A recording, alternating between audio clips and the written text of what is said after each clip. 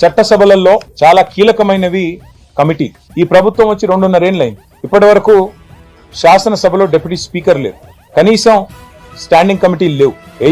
విధిగా వేయాల్సిన కమిటీలు కూడా మరి చాలా దుర్మార్గంగా. పబ్లిక్ అకౌంట్స్ కమిటీ నిజానికైతే ప్రధాన ప్రతిపక్షం దానికి చైర్మన్ గా ఉంటారు. మా పార్టీ తరఫున పెద్దలు కేసీఆర్ గారు హరీష్ రావు గారి పేరును ప్రతిపాదిస్తే పిఏసీ చైర్మన్ గా ఆ రోజు స్పీకర్ గారు ముఖ్యమంత్రి గారి కనుసన్నల్లో మా పార్టీ నుంచి డిఫెక్ట్ అయిన, మా పార్టీ నుంచి పార్టీ మారిన, కాంగ్రెస్ లో చేరిన శేర్లింగంపల్లి ఎమ్మెల్యే గారికి అవకాశం ఇచ్చి ఇవాళ ప్రజాస్వామిక విలువలను కూడా తుంగలో దొప్పారు, రాజ్యాంగ స్ఫూర్తిని కూడా మంటగలిపారు. ఒక్కటంటే ఒక్క సెలెక్ట్ కమిటీ లేదు, స్టాండింగ్ కమిటీ లేదు, అసెంబ్లీ నడపాలన్న ఇష్టం కూడా వాళ్ళకి లేదు నిజానికి.